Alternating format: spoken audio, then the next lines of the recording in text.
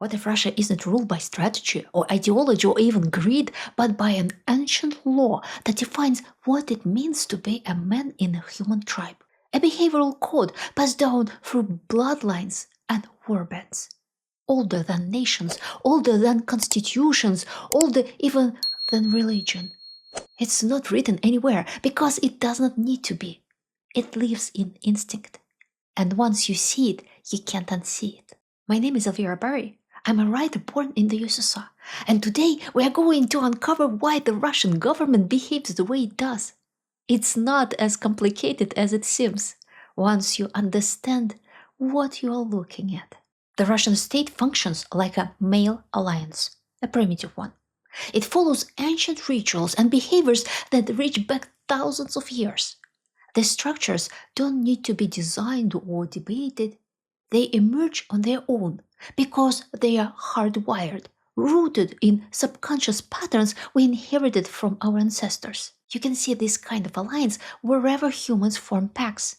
In school cliques, in prison gangs, in the military, in corporations, in mafias, and even in large families. And these patterns aren't just human. We see the same behaviors in our evolutionary cousins, from gorillas to baboons.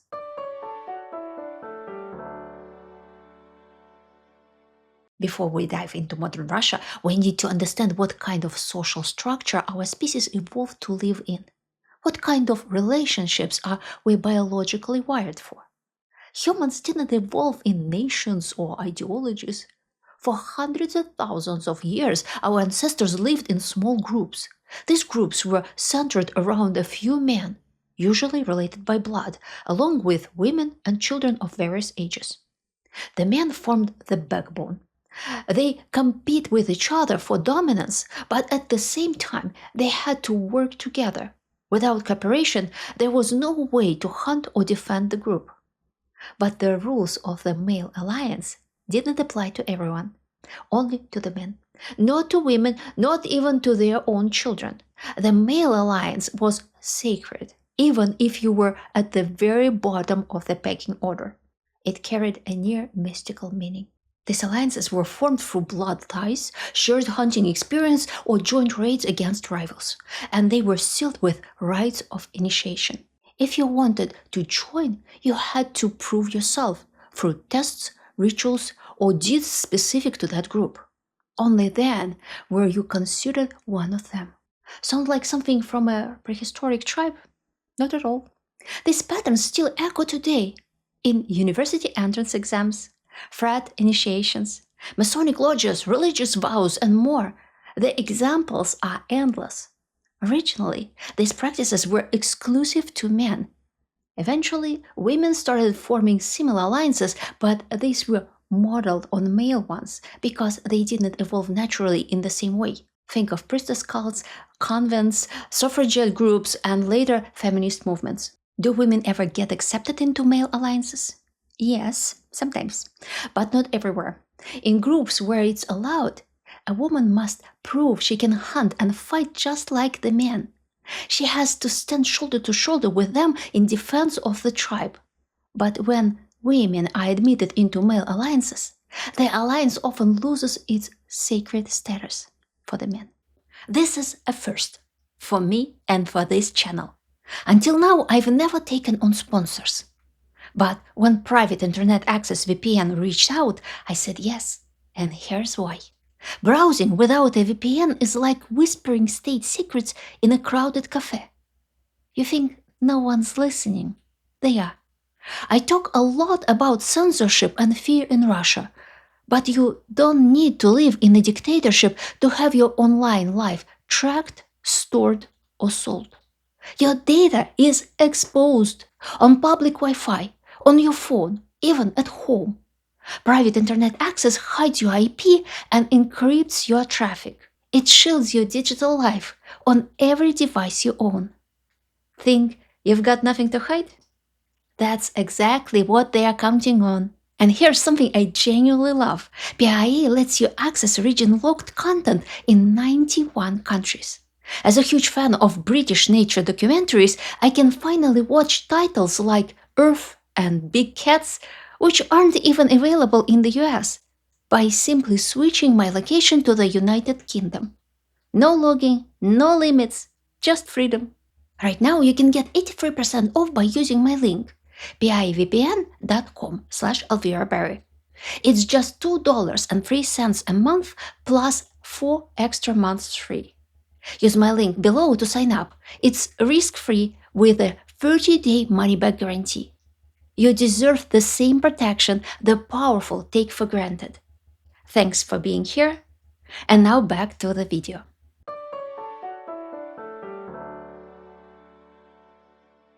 To join an alliance, a man has to go through a challenge, sometimes symbolic, sometimes real. He has to prove he shares the group's values and is willing to sacrifice for them. Now look at Putin's inner circle. It's a textbook example of male alliance. Old friends, bound by family ties or more often by a shared past of hunting. In this case, making money together in the criminal chaos of the 1990s. Their initiation rite was looting state assets and getting away with it. Male alliances always mark themselves with symbols that separate us from them. In Putin's world, those symbols are luxury watches, private jets, yachts, and super expensive cars. You can't be in the club unless you have obscene wealth and show it.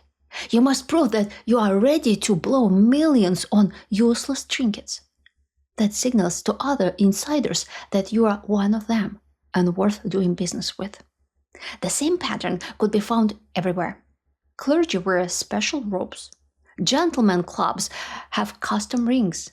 Under Mao, Chinese leaders dressed identically to show they belong to a shared elite. In Japan's criminal gangs, tattoos. In schools and the military, uniforms. Anyone outside the group, anyone who didn't pass initiation or lacks these symbols is considered not fully human. They don't deserve empathy. That's why criminals feel no guilt robbing their neighbors. That's why communists destroy the lives of bourgeoisie people just for being in the wrong class. That's why colonial rulers dehumanized native populations and slave owners did the same to slaves. So, are you still surprised that the male alliance currently running Russia can send hundreds of thousands of men to die without the slightest shame, while claiming it's all for the good of the country? Probably not. In their eyes, anyone who's willing to sell their life for $2,000 a month is expendable. In this worldview, Russia doesn't mean its people. Russia is their male alliance, and only its members matter.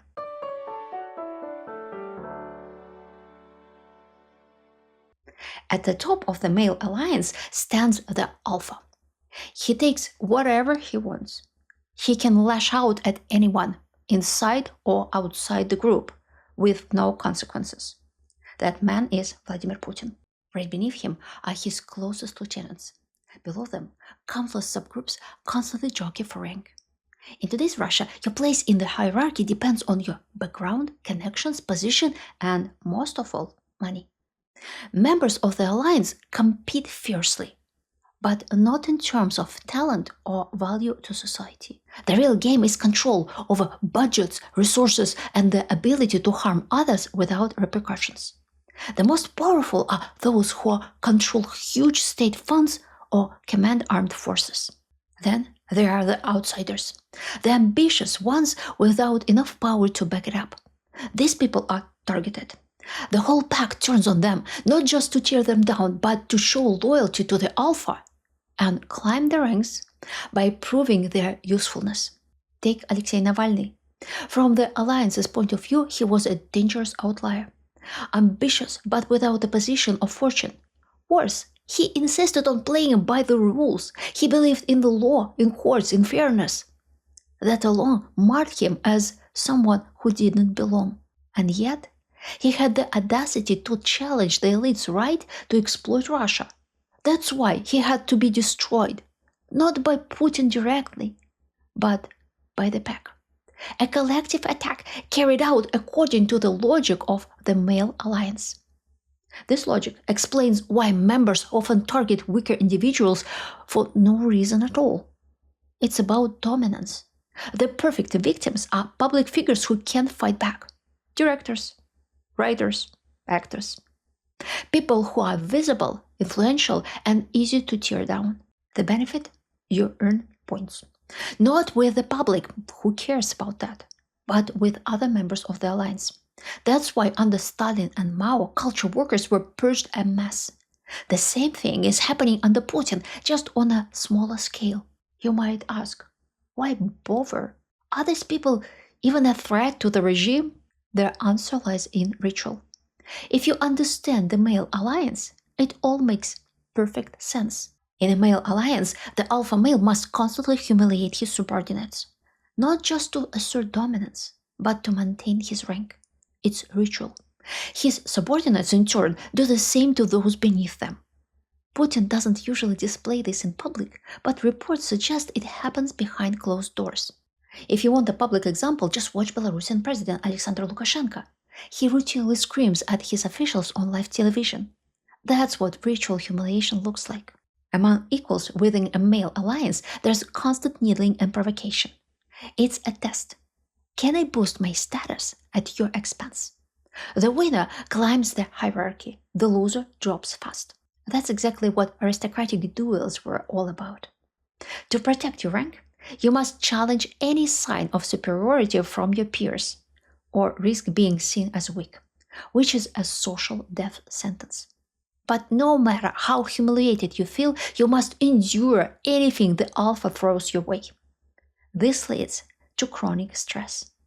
And eventually, the inevitable question, why do I put up with this? However, being in the alliance provides access to something you deeply crave. Education, career advancement, upward mobility, or simply the feeling of being accepted by powerful people you admire. Male alliances survive only if they offer something worth of suffering. In Putin's Russia, the reward is clear. The ability to siphon public money into your own pockets and the comfort of being above the law. The law is for outsiders. Within the alliance, disputes are typically resolved by higher-level officials. If the boss decides someone should go to prison, guilt doesn't matter. Legal justifications can always be fabricated. On the flip side, if a loyal insider commits a crime, it's ignored completely. Want a fictional example of how this works? Reread the Harry Potter books. You'll find everything: initiations, hierarchies, loyalty to the group, constant competition, privileged rule breaking, and moral gray zones. Life only has meaning inside the alliance. If you are not part of it, if you are a muggle, you are second class, definitely not equal to a wizard.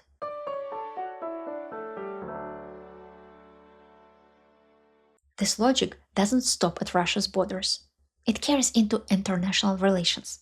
Only now, the players aren't individuals. They are entire countries. Putin knows he is not the alpha male on the world stage. That role belongs to the President of the United States. But Putin fights fiercely to preserve his status as a beta, a second-tier power with enough muscle to matter. And the entire Russian male alliance identifies with him. They don't just follow the news, they feel it. When Putin is disrespected, they take it personally. That's the psychological engine behind Russian hyper-patriotism, or what's called vatnik behavior. I break this down in details in another video. Under male alliance logic, international politics looks like this. The alpha, the US, bullies everyone and imposes its will. Other better players, like the UK and EU, try to humiliate Russia to raise their own status. To counter this, Russia forms an alliance with another better, China, and rallies gamma-level countries through BRICS. How do you climb the ranks in this system? By humiliating someone below you. That's why Russia invaded Ukraine. Not for security, not for NATO, but to assert dominance, to demonstrate power. To whom? To imaginary players in an imaginary game of the International Male Alliance. Ukraine, in their view, started acting above its station. So, like any good better, Russia pounced. The goal? Knock her down and raise their own status. That's why Putin's supporters keep insisting Ukraine will be carved up by Hungary, Poland, and Russia. It's not analysis, it's instinct. In this worldview, no country has true sovereignty. Everyone is a vassal of someone. That's just how the male alliance works. So when Putin says he was forced to invade, he means it. In this system, if someone below you dares to disobey, you must respond with aggression. If you don't, others, including your own lieutenants, will see you as weak, and weakness equals social and sometimes physical death. That's why, to Putin and his circle, the war in Ukraine feels existential. Not for Russia as a nation, but for them personally.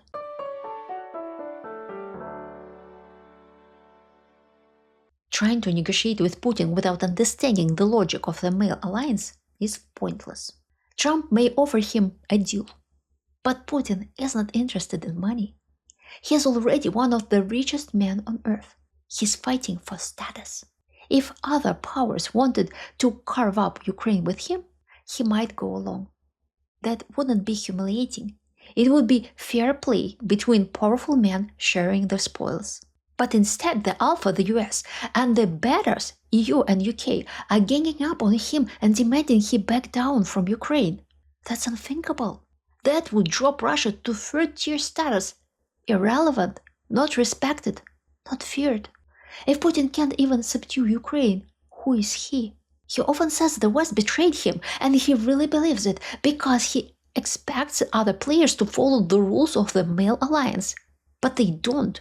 They act outside that script, and to him, that's insanity. To understand Putin and his supporters, just listen to what they say. Why was NATO allowed to bomb Serbia, but we can bomb Ukraine? That's a double standard. In translation, why do some members of our glorious male alliance get special treatment? Aren't we equals? Don't you respect us? They don't care why the war started. They don't care about civilians under bombs on either side. To them, those people are just muggles, pawns, expendable.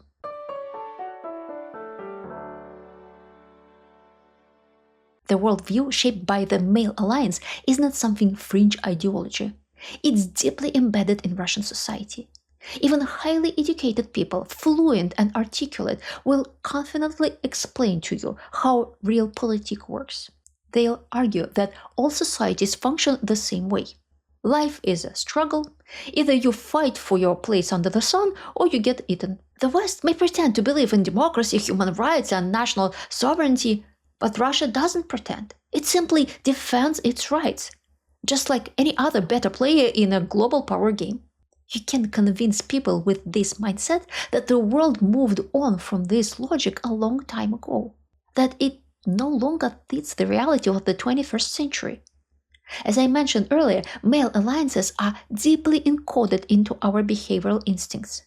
You can see the same patterns even in elementary school. There's always a popular kid at the center, surrounded by peers who fight for his attention while trying to dominate others. They are middle rankers and they are outcasts, the ones the whole pack turns on. The problem is that this kind of structure is extremely inefficient. People who operate by the rules of the male alliance burn enormous energy on internal power struggles. They waste their potential attacking others instead of building something. And they destroy anyone who brings a different kind of value, especially those who don't lead with brute strength. In many ways, the history of civilization is the story of trying to escape this ancient pattern. We built institutions, laws, and systems to stop male alliances from dominating society the way they did among early primates. But rooting out these behaviors is incredibly difficult. They are subconscious. People act first, then invent justifications afterward. They made us do it. Everyone does it. Why can't they, but not us? Russia, tragically, wasn't so lucky. For about 2 centuries, with great effort and many setbacks, Russia tried to build institutions that could harness human potential more rationally. And for a time, it started to work. But the 1917 revolution wiped out nearly everything that had been achieved. Human rights were forgotten, justice remained only on paper, and censorship choked any meaningful intellectual life in the humanities. Without space for social reflection, society quickly slid back into something primitive. Without realizing it, the Bolsheviks replaced institutions with a tight-knit male alliance, led by an alpha male. I explore exactly how this happens and how that alliance consumed the entire country in my historical novel The Prince of the Soviets. The pattern returned in full force during the 1990s, when Russia was hit by a brutal economic collapse and a gold rush that allowed people to amass unimaginable fortunes out of thin air. And today, that pattern still hasn't ended. Is it possible for Russia's ruling class to reorganize into something more modern? Yes, but only under one condition. The profits from international trade must not flow into the hands of a single alpha. Why? Because the alpha needs those resources to buy loyalty, to compensate everyone below him for the humiliation, stress, and compromises that come with being in the alliance. If that compensation disappears, the alliance collapses. How to redirect those financial flows? That's a question for the world's sharpest minds in economics and political science. If this video gave you something to think about, I hope you'll share it with someone else. Subscribe if you haven't already, it truly helps. And if you want to support this work more directly, you can join my think tank, leave a super thanks, or buy me a coffee. The links are below. And if you want to go deeper into the forgotten wars, secret revolutions, and impossible choices that shaped Russia, I write about them in my historical fiction series, Russian Treasures.